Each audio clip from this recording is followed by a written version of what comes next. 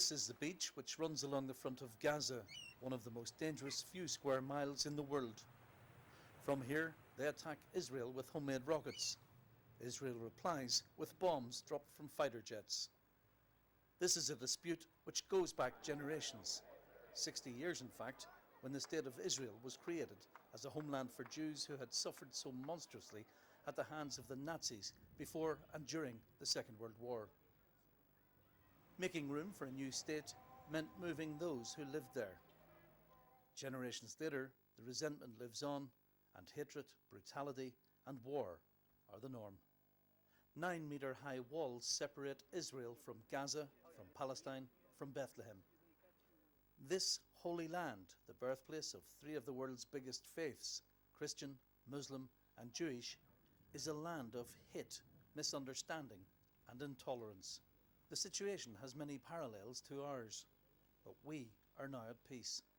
To mark the 10th anniversary of the signing of the Good Friday Agreement, the leaders of the four main churches here travelled as one to the Holy Land to see if there's anything they can do to help bring the peace we are enjoying to a place which sees no end to its war. If we have any experience from our own difficulties here in the province, we hope maybe to be able to encourage them that we've gone through a peace process and come out on the other side. The first thing we bring is our concern and our love for the people there, and to encourage them to begin to talk and to stand in each other's shoes, and in that way hopefully to inch on towards peace. There is a parallel, people would say, between Northern Ireland and the Palestinian and Israeli situation. And I think that what we'll be able to try to encourage people to realise that it's a patient thing, but also to try and bring those who are, say, on the paramilitary situation, to try to encourage them into mainline politics. I think it's going to be a very harrowing trip. I expect to see things that I would have hoped never to see, and I know that I will see people who are suffering a great deal. And if we can get alongside suffering people and show that across the world there is a solidarity, then that will be important.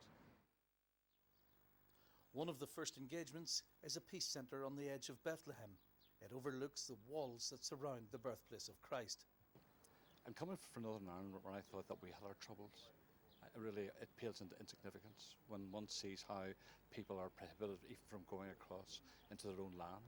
I think that we have got off fairly lightly. So it's been even within the first couple of hours, it's been mind-blowing as far as I'm concerned, just to realise just what has been happening here. It's very sad. It's one of the things that I think grieves us, is to see the way a wonderful land and an inspiring land is just so divided, and the difficulties are so convoluted and confused. I was here in 2005. The wall was being built then, and the checkpoint here, which you will be going through, was open at the end of 2005. We are a centre where Israelis and Palestinians, Jews, Christians and Muslims feel free to come here on what is Vatican property that is welcoming to everyone. So we get people from both communities working for peace that meet here for conferences, for private or more public discussions.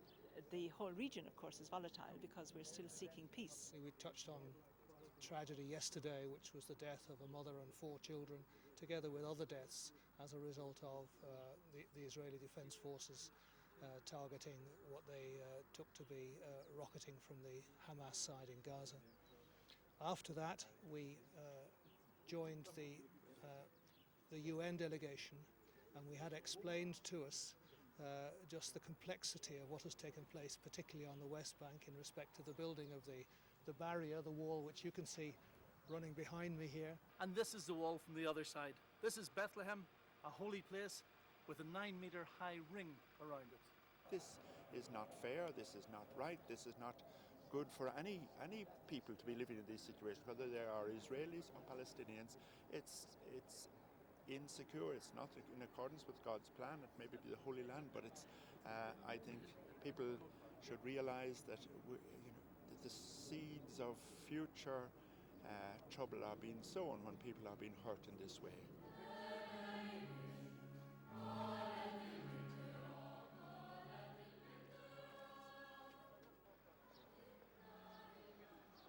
Here in Bethlehem they see the birthplace of Christ, and hear how the massive security has reduced dramatically the number of pilgrims, and how this has led to a crippling of the economy.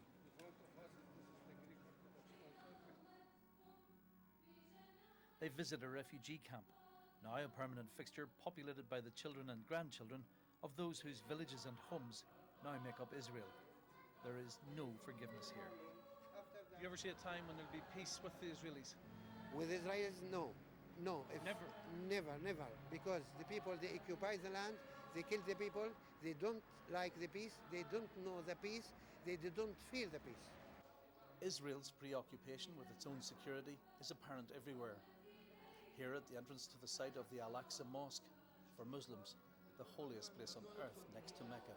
ما سويتوش معنا التنظيم، طب احنا شو بعرفنا؟ في معنا البي بي سي ومعنا كاميرات من ارلندا وفي عندنا الكاردينال. This is also the site of the Wailing Wall, a Jewish holy site. Here the churchmen fell foul of a young Israeli security guard for not taking off their crosses. He is a cardinal. The cardinal who have bishop. How can we check it? What? Well, the security. This is a. We know that. How can we check it when he just whipping? Well, we don't take it off. This is a site the four churchmen won't get to see because of security problems. The security men wouldn't allow them through because one of the churchmen would not remove his gold cross. The churchmen had hoped to pin a note of hope to the wall. That now won't happen. But perhaps the most visual signs of security and conflict come in Gaza. Cardinal Brady was invited by the Catholic community living there. We travelled with him in diplomatic cars on modern roads until we passed through a border control which looked like a newly built airport. We weren't allowed to film. On the other side, half a mile of no man's land. Buildings bombed and roads churned up. This to reduce the range of missiles directed at Israel. This is a city, a place of contrasts. We saw when we crossed in over the frontier signs of destruction, desolation, bombing, demolitions.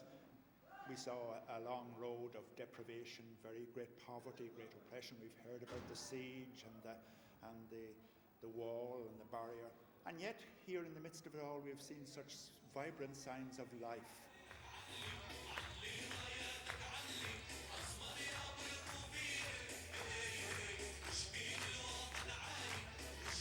An Irish churchman attending a graduation ceremony at a high school in Gaza is big news.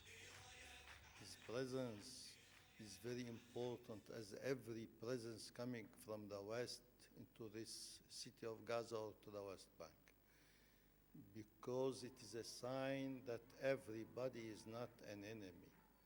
There are friends in the world.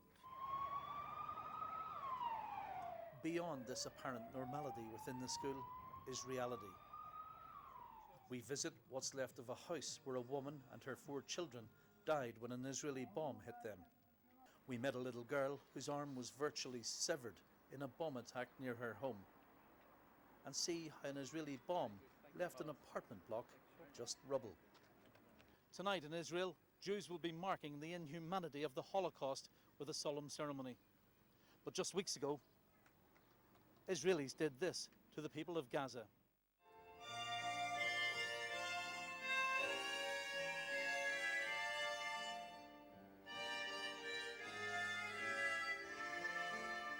They came to remember the world's greatest injustice. They still feel under threat in a place they call home.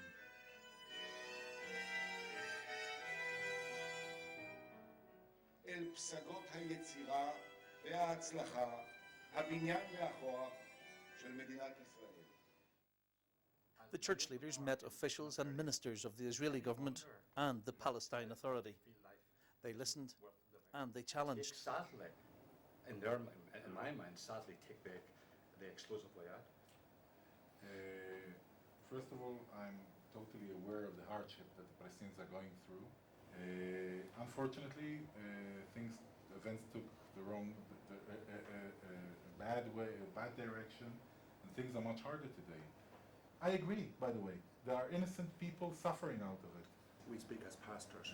We are here to support peace initiatives. Whatever strategy it is not working. The devastation, the ruin. I'm surprised, there are many. We went to a lovely celebration in a school where people were trying to give hope, and there was a message of peace and reconciliation. But also we were brought to the place where the mother and the 4 children were killed. I mean, that strategy is not working.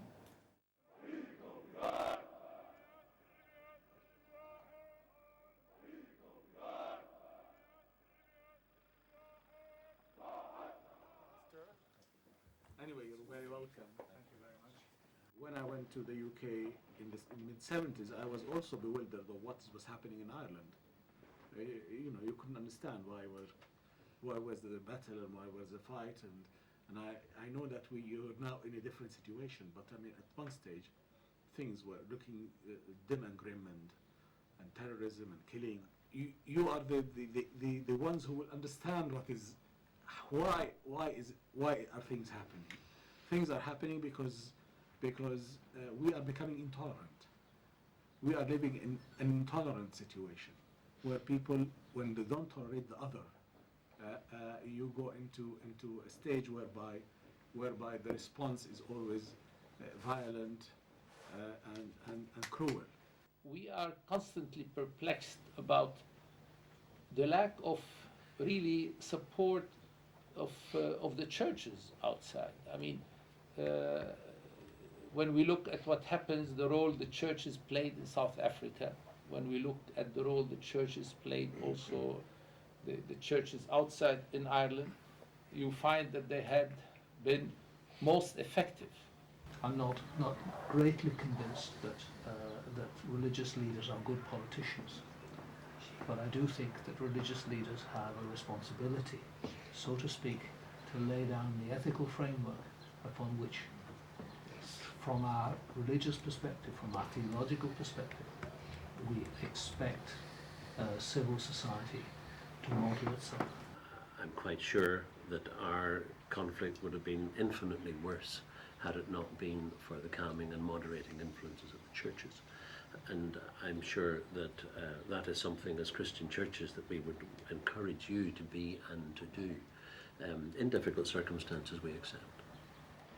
But I suspect that when they hear you saying that they won't be here forever, they see that as a very serious threat. They're obsessed about security. I mean, that's why I ask, are you listening to each other? I mean, you know, we've heard very strong statements from both sides, but I don't know if the twain are meeting.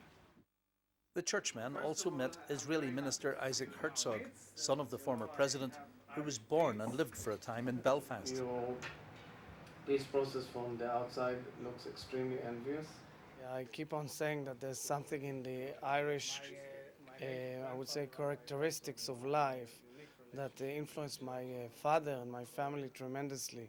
And I see, of course, a lot of comparisons. Small nation amidst tormented circumstances, amidst heavy seas and stormy waters. And clearly that led to a certain strength, inner strength, of leading the community and dealing with its pains and problems.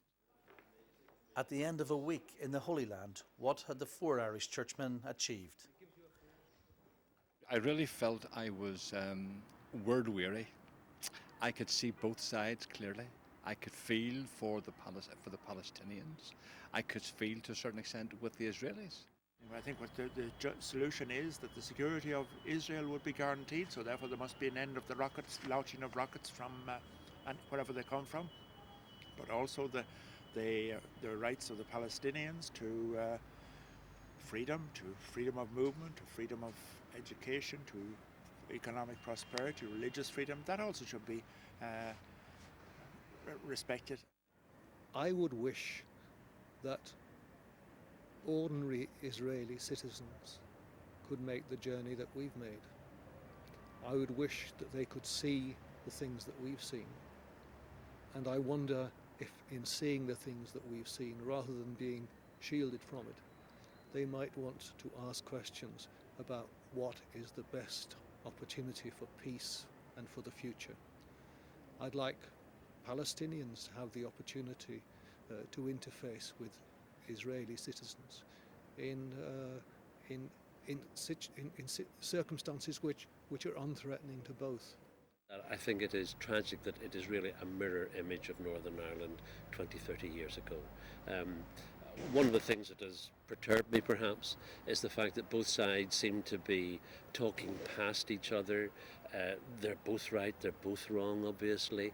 Israel fearful of security, the Palestinians hurt and frustrated because of their perceived injustices.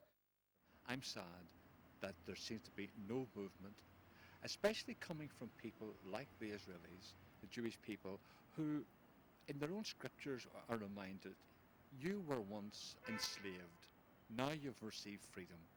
Share that freedom with other people.